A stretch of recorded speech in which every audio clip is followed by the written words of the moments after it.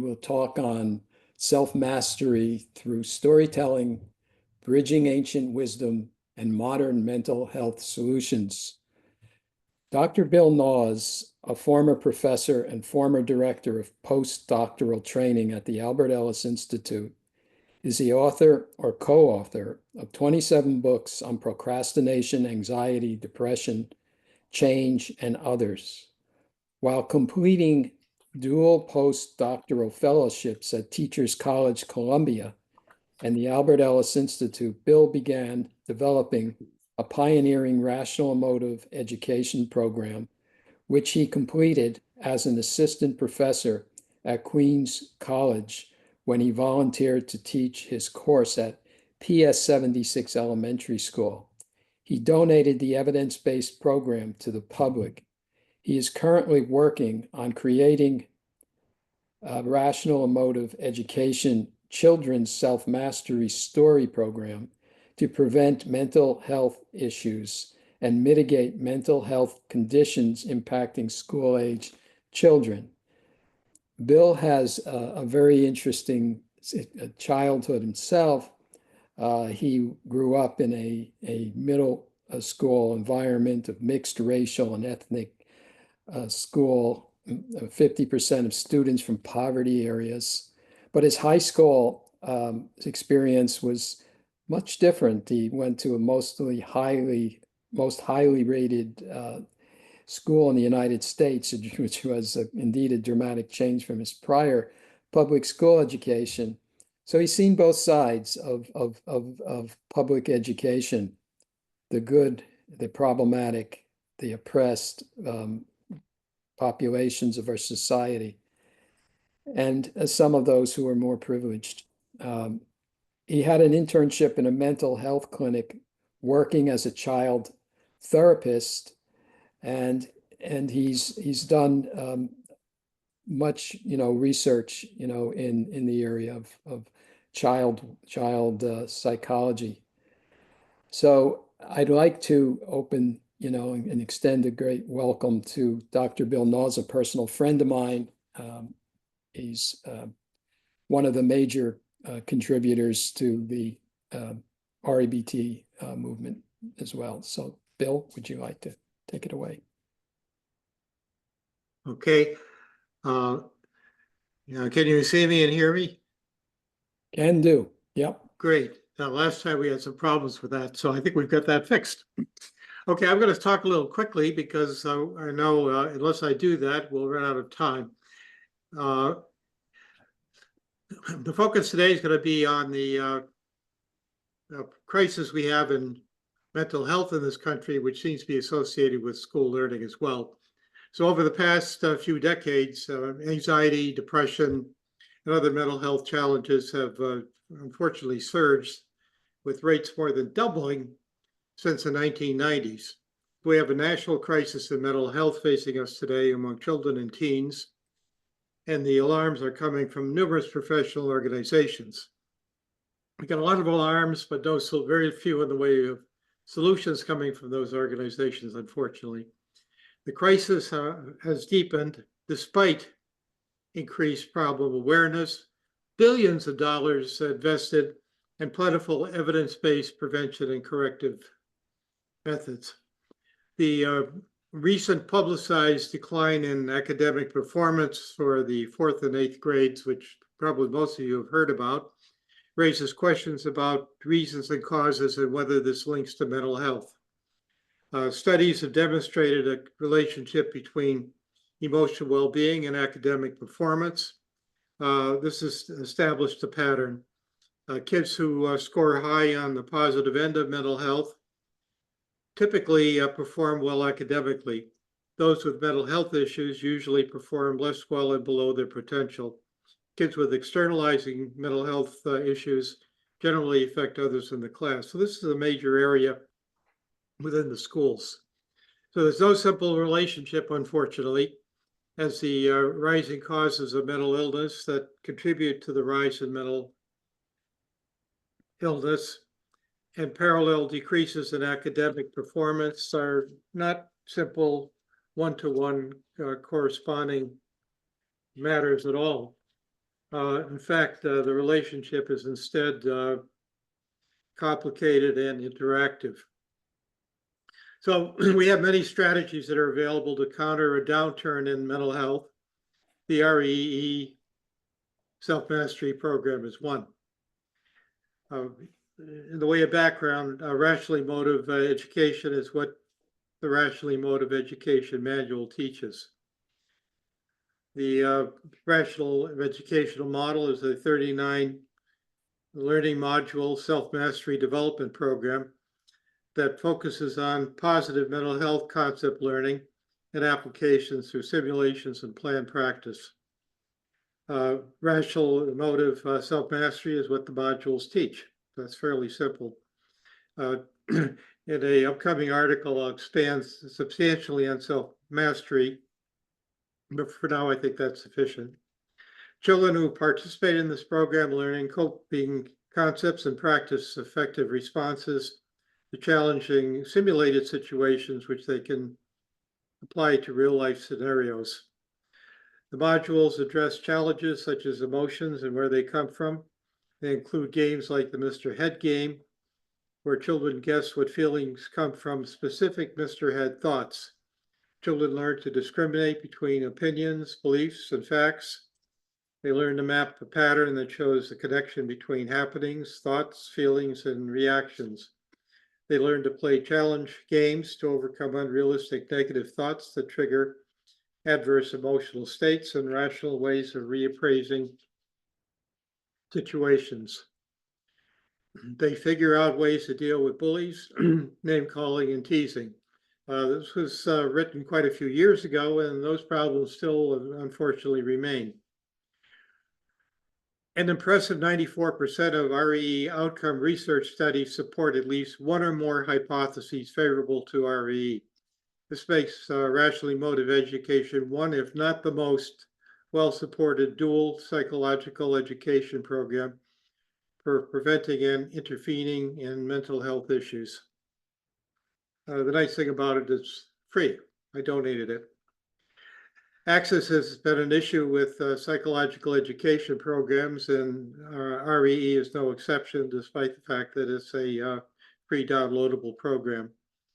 A recent series of journal articles called for universal application programs to address the access issue. That access issue has been complained about for decades. And now they're writing about universal application programs. That initiative presents a viable case for programs such as REE. Position papers encourage actions through the schools as universal program application sites. Implementing the programs in schools will invariably face resistance, unfortunately, from most teachers. But some will recommend and use the program and welcome them to teach mental health concepts, since they'll see the relationship between better mental health among their students and better school grades. The rational motive education research has amply demonstrated that. The research where grades have improved under conditions where children who have challenging problems were presented with the program. When the presenters were enthusiastic about the programs, the grades went up.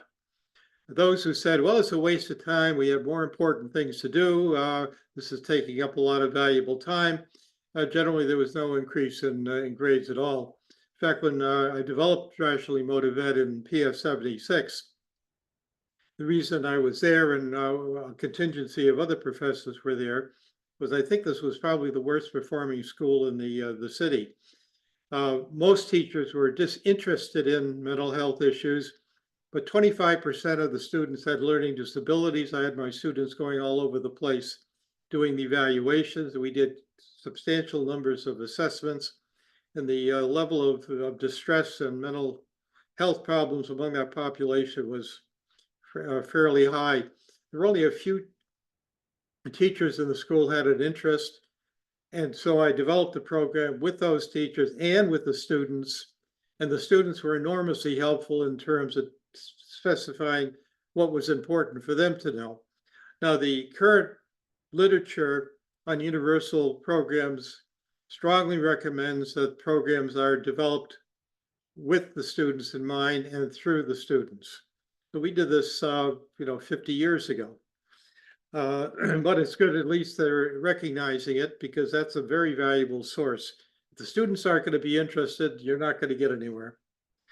Now, we're not going to get very far in the schools. I think the numbers pretty amply demonstrate that, and those who introduce them in the school, universal programs in the schools, are probably going to find that they'll have some teachers who are welcoming and others, in fact, the majority probably are not. That's partly due to what takes place in teacher education. Not much emphasis is placed on emotional health, emotional development, and the relationships that can be established that can provide children with life skills that can carry over to the next generation. Interestingly enough, in the 1960s and 70s, you also see a movement towards helping children develop career interests and develop based on their skills and their competencies, career direction. I have a friend of mine who created a book called Know Yourself, very well constructed, taught courses in it.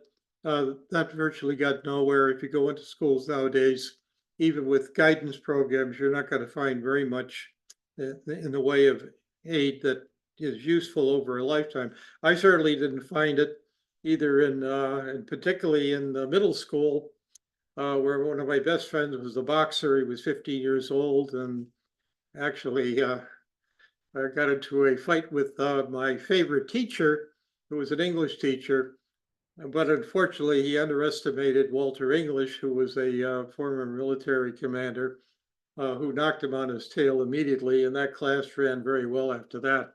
Walter had a very unique way of dealing with students that I think I learned more from Walter than practically anyone I could think of.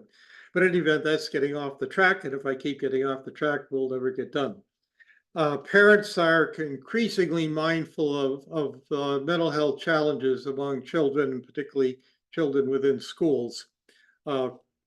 Several parent surveys that have been conducted among the parents who were surveyed, 70% note that this is a major issue for them. Of course, what do you do? Well, parents are probably our better source for teaching mental health concepts to their kids, because they're oftentimes great storytellers. They like to tell stories to their kids, at least a lot of them do. And the question is, what stories do they tell that can make a difference?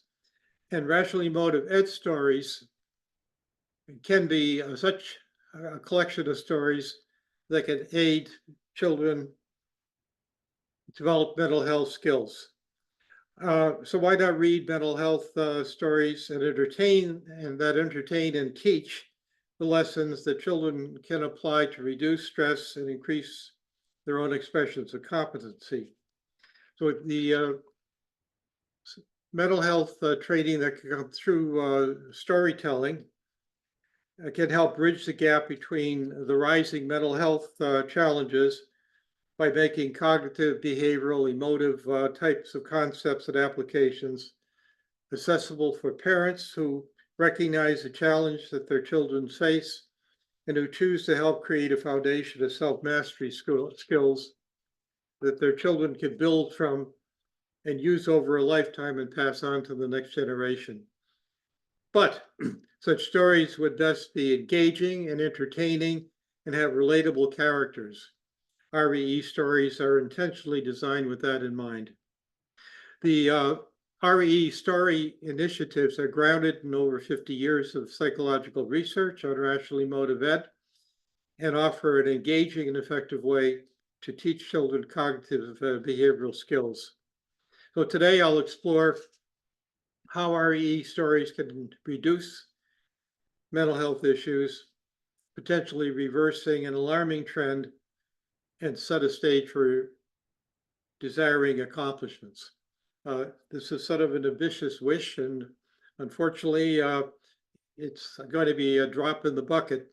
On the other hand, many drops in a bucket of this sort will eventually fill a bucket. So it's a contribution that, along with others, hopefully will reverse the trend, make life a lot better for the kids who will grow into teens, who have additional problems, who grow into adults, who carry over problems from childhood, adolescence to adulthood, which unfortunately, as the research shows, pass on the same problems to the next generation.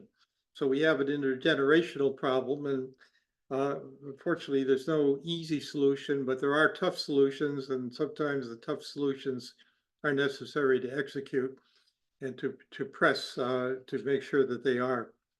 So currently I have 72 stories that are finished or in process. They range from 530 words to 4,300 words. They're written between the first and the fourth grade levels. And the stories are written by multiple authors and edited by the founder of REE, which happens to be the presenter today. So instead of talking about what the stories look like, I'll read one I wrote and provide a truncated description of a handful of the mental health factors that are built into the story. You'll see the stories, how the stories blend with ancient philosophical wisdom, as well as contemporary views. A lot of the things that people a couple thousand years ago, before the days of therapists, came up with are still valid today. So philosophical counseling from 2,000 or more years ago and philosophical counseling of today that carries forth with those concepts, highly valid and are incorporated into cognitive behavioral forms of therapy, and specifically rational emotive behavioral therapy and rational emotive education. So instead of talking about them, I'll read one I wrote and provide a truncated description of a handful of mental health concepts built into the story that have philosophical groundings of a couple thousand years or more ago, and contemporary groundings that are available today and are present today and are incorporated into the story.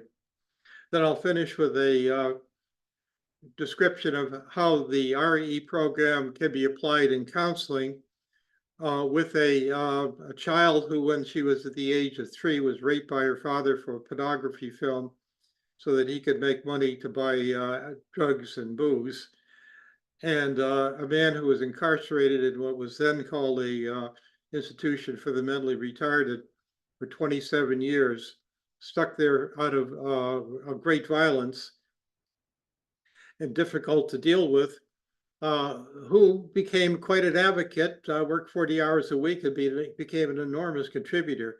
The young girl also not only survived the trauma and enormous hyperactivity, but the last I heard, when she was 12, she was doing quite well.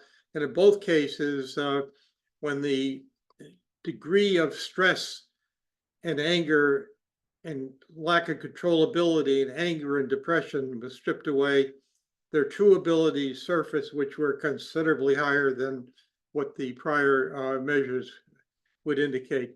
The REE program did not raise their IQ, but what it did is it helped strip away a number of the interfering factors that prevented them from functioning even close to their capability.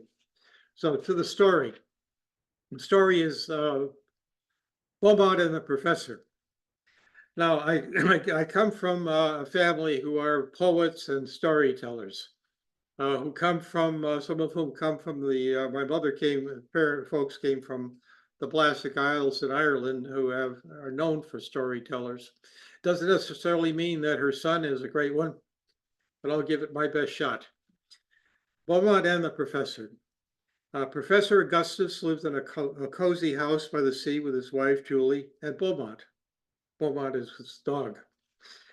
Beaumont was a happy dog who loved to play. He liked sniffing at Pet Food City. He enjoyed getting petted. He jumped and played with his toy giraffe. He enjoyed playing tug of war. Beaumont was quick and usually won the game, of course. Beaumont sat close to Augustus at dinner. His ears were up as he waited for for tasty treats to fall. And I imagine they did.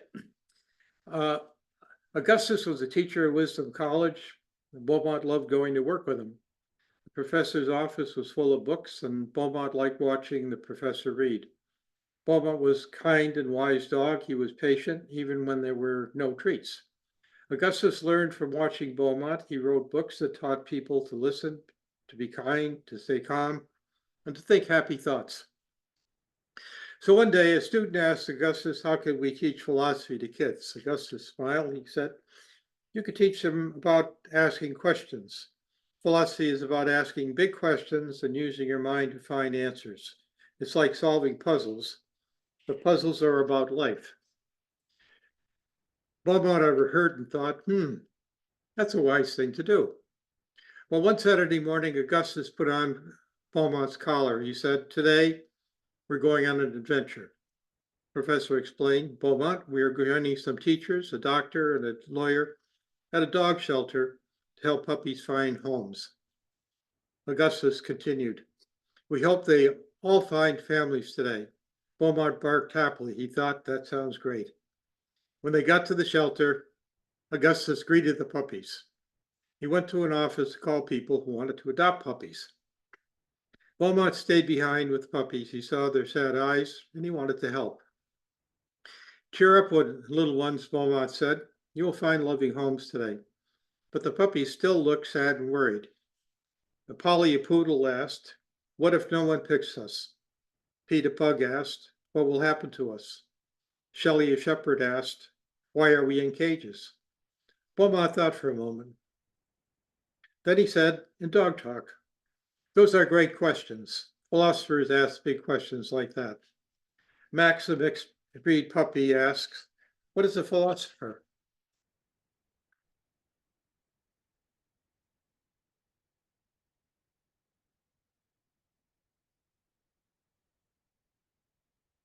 Beaumont scratched his ears.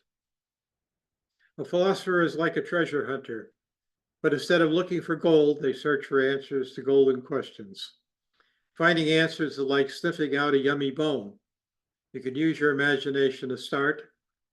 Here's a question for pups. Where could that bone be? Polly said, I like bones. Yes, where could that bone be? Beaumont said, here's some questions. Do you wag your tail when you see people greeting you? Do you close your eyes when someone throws you a treat? Can you have fun in a cage that shows everyone you are happy to see them? Polly asked, how can we imagine having fun in cages? Beaumont said, it can be hard to imagine having fun when locked in a cage, but even in the cage, you can have different thoughts. That means you have choices. You can use your imagination to do that. You can have fun playing with thoughts. Max frowned, but we can't run and play together here. Beaumont nodded, that's true, but you still have choices. You can talk to each other.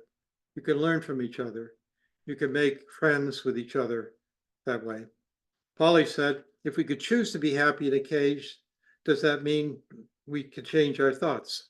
Beaumont wagged his tail. Yes, you're starting to think like philosophers. The puppies talked about why they could be happy even when waiting for someone to take them to a new home. Pete asked Beaumont, what do you think? Beaumont smiled. My person Augustus says happiness comes from inside. It's not just about taking treats or being out of cages. It's about making the best of your life, no matter where you are. Max frowned. I have bad thoughts about being in a cage. I don't have room to move much. I'm afraid I'm going to be here forever. I can't stop thinking about it. Beaumont ran around in a big circle. He stopped, looked at Mac, and said, some thoughts are like running in circles. Thinking you'll never leave the cage is one of them. But you can solve tough thought problems by testing new thoughts. Just then, Augustus opened the door. He looked at the puppies and said, lots of families are here to meet you. Then the people ran into the room to meet the puppies. Max wagged his tail. Beaumont said, look, Max, things are different now. It's easier to be happy when things are going well. When you wag your tail, you show you can think happy thoughts. But learning to be okay with yourself, even when things are bad, can help you make better choices. That's one way to become strong inside. Beaumont continued, even if no one came today, you could learn to think wiser thoughts. That's like a problem to solve. Max barked happily. You can't control everything, he said. I'm happy with that idea. Shelley looked at her friends. If we go to different homes, I will miss you all. Puppies wagged their tails and barked as they went to their new homes. Each was eager for fun adventures.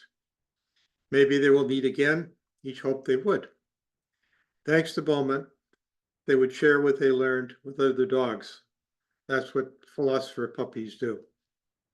So there are a number of concepts in the story. Cognitive restructuring.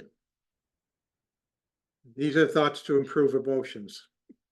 Beaumont encourages the puppies to shift their negative thoughts, such as fear of not being adopted or frustration about being in cages, to more positive ones. For example, when Max expresses worry about being stuck in a cage forever, Beaumont suggests that such thoughts are like running in circles and can be solved by testing new thoughts. This reflects cognitive restructuring, a cognitive behavioral therapy concept, where individuals learn to identify and replace unhelpful thought patterns with more constructive ones to improve their emotional well-being. By imagining fun scenarios or focusing on positive possibilities, puppies learn to feel better despite their situation. Epictetus emphasized that we are not disturbed by events, but by our judgment about them. When Beaumont encouraged the puppies to test new thoughts, to change their mindsets, this aligned with Stoic cognitive restructuring methods. In today's world, Aaron Beck developed the concept of cognitive restructuring, and this was preceded by Albert Ellis, who emphasized the importance of changing irrational beliefs to improve mental health. And of course, the results on that, the research data is strongly in support of that. And although the research on rationally motivated education that demonstrates the alteration in irrational thinking to positive, rational thoughts is associated with increases and improvements in mental health. 2, happiness is internal. A friend of mine once said it's the byproduct of doing something else first. Finding out what that something else is, it varies quite a bit. But a core message in the story is that happiness comes from within, not just from external circumstances like treats or freedom from cages. Beaumont tells the puppy, my person Augustus says happiness comes from inside. It's not just about getting treats or being out of cages. It's about making the best of your life, no matter where you are. This aligns with Stoic philosophy. The puppies discover they can be happy by focusing on what they can control, which includes what they choose to emphasize, even when contained in cages. Numerous contemporary psychologists endorse Beaumont's message that a more profound, sustainable sense of well-being can transcend external circumstances. Social support. That's the power of connection. Beaumont advises the puppies to talk to each other, learn from each other, and make friends to cope with their sadness and worry. This highlights the importance of social support, a well-established psychological principle that underscores how relationships and constructive communication with others can support and advance mental health and resilience. This reduces emotional contagion, where puppies can rile each other up through woeful expressions. Aristotle would likely support the importance of friendship and connections for a flourishing life. Zeno of Citrum, the Stoic founder, would support reducing emotional contagion and avoid woeful expression to prevent unnecessary distress. This view aligns with the modern work of Barbara Fredrickson, who states that positive emotions fostered through social interactions can strengthen resilience and well-being. Curiosity and critical thinking is another ingredient, and involves asking questions to grow. The story introduces philosophy as asking big questions and using your mind to find answers, likening it to a treasure hunt for knowledge. Beaumont encourages the puppies to ponder questions like, where could that bone be? And how can we imagine having fun in cages? This fosters curiosity and critical thinking, advancing cognitive development and supporting learning and personal growth. Socrates would likely love to engage the puppies with questions to stimulate critical thinking and curiosity through a treasure hunt for knowledge. Aristotle would likely be happy with nourishing curiosity. Psychologist Jerome Bruner advocated for discovery learning, arguing that individuals construct knowledge through exploration and problem solving, and this view is compatible with rationally motivated. Who could resist the charm of philosophical puppies who think and operate that way, and who could pass on that information to other puppies? Now, I mentioned before that rationally motivated education can be applied in individual counseling. It's also been applied in groups of youngsters and teens with special problems, and it's actually been used with groups who are in homes for, homes for the elderly. And the data even there is that by practicing cognitive skills, emotional well-being increases. But in terms of life-changing alterations and the use of rationally motivated education concepts in individual therapy, the 3-year-old child I mentioned when I first saw her was pretty much at the assistance of the state of New Jersey. And my initial impression was, no, I don't see 5-year-olds. I won't see anyone under 6 years old and so on. But they were quite persuasive. Some state agencies actually are very good, and this one at that time happened to be a very good agency. And they were very good at twisting my arm, and okay. So now we have a 5-year-old child who is in the office with her guardian, who was very well selected by the state. Her mother, who was a drug addict, and the child witnessed a murder because a person attempted to kill the mother for not payment of drug charges in a grocery store and killed somebody else by accident when the mother ducked. You know the story about the father. The child was all over the place. You want to talk hyperactive, all over, almost impossible. And it was a 2-year stint. Lots of times people think, well, therapy is very quick. And particularly with children, why shouldn't it be? Sometimes it's a lengthy process. First, the challenge was to overcome the hyperactivity so she could stay in focus. That was quite a while in the offing. But to skip forward 2 years, what was the final critical factor? It goes back to the Stoic concept of controllability, of Albert Ellis's concept of controllability, and a simple metaphor. The child at one point blamed herself for what happened when she was 3. She was very clear on that. It was an extremely disturbing thought for her. I pointed out to her that I asked her, can she control the sun coming up on the east? And her answer was no, of course not. Bill, excuse me. We're over 5 minutes, so we only have 10 minutes left for questions. So okay. Okay, well, we'll put that. All right, that was pretty much it. Controllability. Gave her all kinds of examples of things she could control and she couldn't control. And when it came very clear that she could never control a huge man in the circumstances that she was under, she grimly accepted that. And grimly means grimly, but she did quite well thereafter. The man who was in the institution for mental retardation had been there for 27 years. Nancy, my wife, worked with him.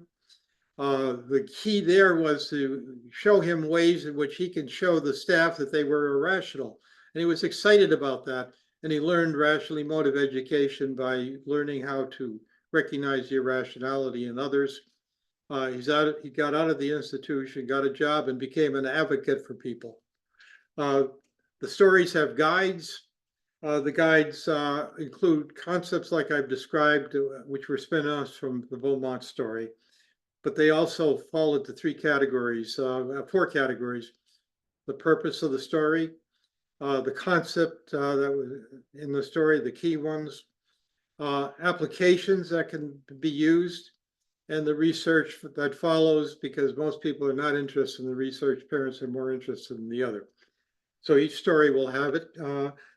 The young girl, she was the inspiration for focus training. There's a whole series of stories on that. We have 18 different categories of self-mastery stories, and it's been, I can tell you, a beast to do, but it's worth every minute. So I'm going to shut up on the presentation because I can see Elliot will be happy about that, and I'm wide open for questions.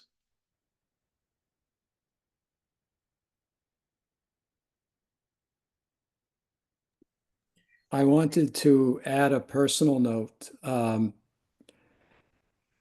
Beaumont was my dog, and the professor was sort of me. Because No sort of, absolutely you. Beaumont would be in my office and work with me, and many ideas I gleaned from Beaumont because of his unconditional love, the ability for him to express genuineness, no phoniness, the the concepts of that make people that connect people with one another were so prevalent in his kind spirit. And if I could take a moment to just show his image, if I can find it here.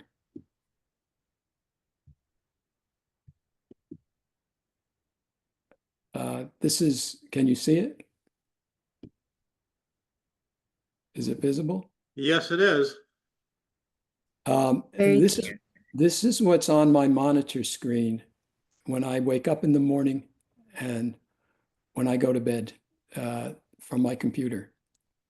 This beautiful soul who has touched my life and continues to touch my life. He passed away about a year ago. And this story that Bill wrote was in memory of Beaumont.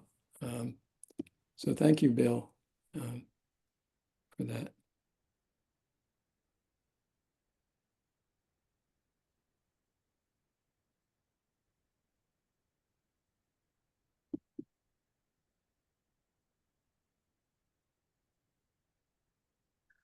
Now, for more questions.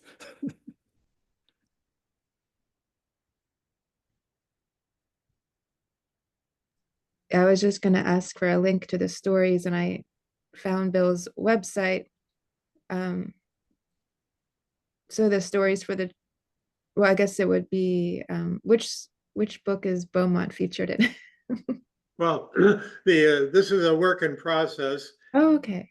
So what I did is I wanted to make sure I had enough that were completed, that they were tested with kids, that actually the kids would listen to them, that I had enough other authors, because it's just I've written most of them, and I can, fortunately I have the ability to create stories. I like telling stories. Unfortunately, it takes time to refine them so that they're in good order for kids. And we're certainly welcoming anyone who has a rationally motivated story that's sort of based on sort of that general concept, to write as many. And if we actually are going to be coming up with a website on rationally motive education. We have an international committee of rationally motive people, from all over the world, Pakistan, Turkey, you name it. Incidentally, sort of as an aside, one person did research on rationally motive ed in Turkey, and she had a very good professorial position. And then we basically strongly recommended it. And then I noticed that her position has been decreased. So I'm not so sure that some countries it's going to be necessarily welcomed. Pakistan, one of my former students translated it. It's been translated into a number of the program itself. Anybody who wants it can have access to it. It's free. Great. The stories, as many of the stories as possible, will be free. But some of the authors, if their books are published by regular authors, I'm perfectly happy about that. In fact, it's an encouragement for them to do that. We have a couple of agents I'm speaking with who are likely to be able to be helpful in that regard. But my main goal is let's see what we can do to help kids. I can see the problem. I saw it way back when we first started with this. There were actually the 1970s. University of Mass had programs on psychological education. I was sort of encouraged to say, well, this is an important thing. We need to do it. And nothing is done. Things have just gotten worse over the years.